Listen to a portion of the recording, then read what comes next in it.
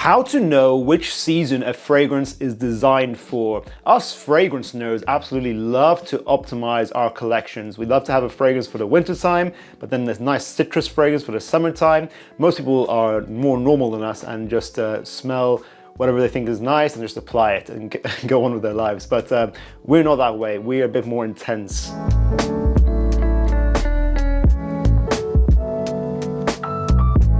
And he sent me a Mr. Romantic, his new release. First of all, may I say that I like the bottle. So Mr. Romantic is an aromatic, ambery kind of fragrance, explaining myself here. What I would say as well is the balance is amazing. This is the kind of fragrance I would say it's a sexy gentleman, very smooth, that's the word, and extremely versatile. So for me, it's a really good release.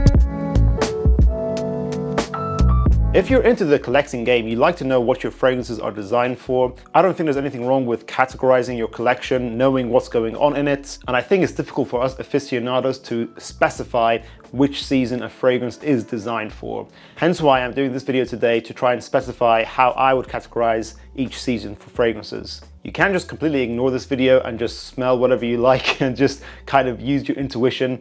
If a fragrance is obviously very light and fresh, you're going to associate that with the summertime. But I'm going to try and make it a bit more specific in this video so you know how to purchase fragrances for your collection.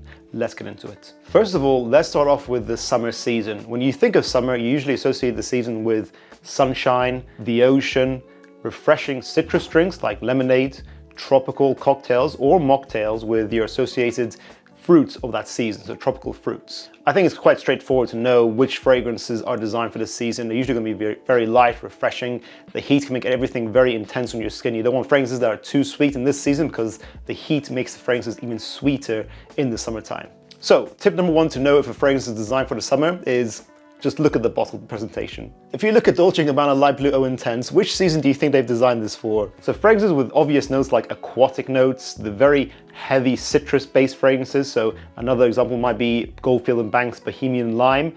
If a fragrance title has lime in it, you're probably gonna have a summertime fragrance. Other tropical notes like coconut or mango are gonna be associated with summer fragrances. So Creed Virgin Island Water, Atrium fragrances, Mr. Maritime. You want these fragrances in this season to be all about freshness, all about lightness, expansion, airiness, and not warm or sweet. Warmth and sweetness come later on. You can have some sweet molecules in there to round out and balance the fragrance in this season, but overall, these fragrances are not warm or sweet. They are light and fresh and not heavy. Then we have the autumn season, which I think is trickier to associate fragrances with. So what do we associate with autumn in general? I think of going to a nice cafe to read a book, drinking your coffee, going out into the autumn woods, so you have woody scents around you, as well as falling autumn leaves, and cozying up and snuggling next to your loved ones. This, in my opinion, is the season that fragrances will become all more about warmth, but not necessarily pure sweetness. So this fragrance is warmth. Think warm notes like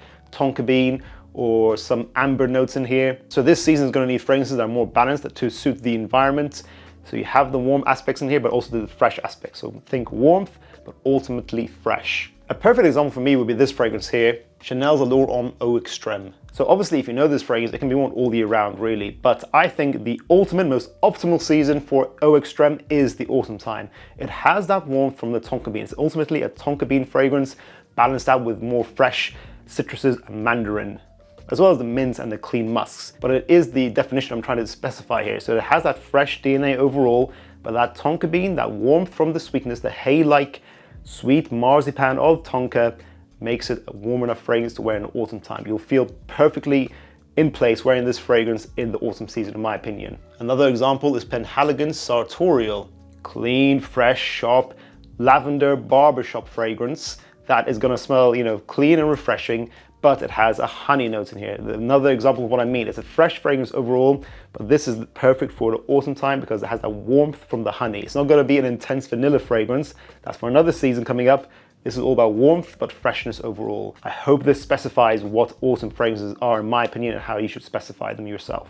The wintertime, in my opinion, is when fragrances go all out and go extremely intense. You're thinking of the chilling cold snow, being indoors a lot with a warm fire around you. By that I mean standing next to a fireplace. Hopefully your house isn't on fire, that would be awkward. Overall, the optimal winter fragrances are not fresh. They're all about sweetness now. So the fragrances that are very vanilla dominant are going to be optimally a winter fragrance. I would say Versace Eros is a winter fragrance ultimately. You may disagree, there's obviously fresh notes in here like apple and mint and lavender, but the main character of Eros is vanilla in the notes. So I think this is ultimately a vanilla fragrance, ultimately a winter fragrance. And in the wintertime, apart from having sweetness being your main component here, you also want to have a fragrance that can break through and pierce through the cold. This has the performance to do it. In my opinion, that makes this a perfect wintertime fragrance. If you don't agree with that example, then this example you'll agree with hopefully. Tom Ford Noir Extreme. Extremely sweet, dense, thick, gourmand. Even though it's not necessarily a loud fragrance, it's still dense and thick enough and strong enough to be noticed in the cold weather.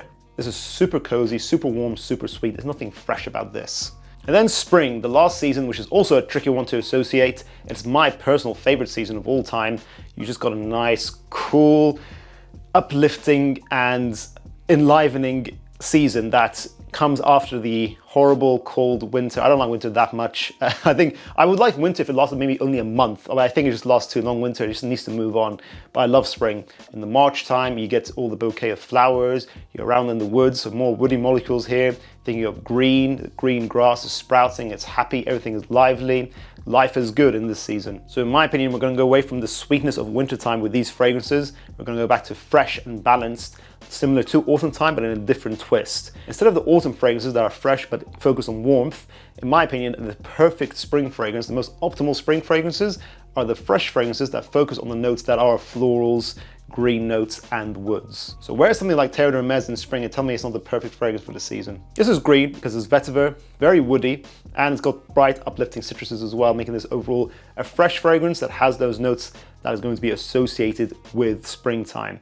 This is very clean, professional, and lively, just like the season, so I think it fits it perfectly. Again, similar example, Moschino Toy Boy. It meets the criteria of being fresh, but now it's focusing more on florals. This is very much a rose fragrance. You think of flowers sprouting in the springtime, everything's lively. This is perfect for the springtime, in my opinion. Another perfect example might be something like Creed's Green Irish Tweed, a very green fragrance, or Dior's Fahrenheit, which smells like petroleum, but obviously is still a green fragrance with that violet leaf, and then supported by the leather notes. And that concludes the video, guys. Has this been useful to you? Guys who are more advanced in the fragrance game may find a lot of this stuff obvious, but hopefully it helps a lot of people out. Do you think that these definitions are accurate, are correct? Do you think they are helpful? As I said before, you can't just ignore all these optimal wearings and just go for whatever you want. But if you enjoy categorizing fragrances, knowing what you're getting into your collection, then hopefully this video was helpful to you. Let us know your thoughts in the comments down below. Thank you for watching, guys. If you enjoyed watching this video, make sure to check out our other videos on fragrance families, and I'll see you guys in the next one.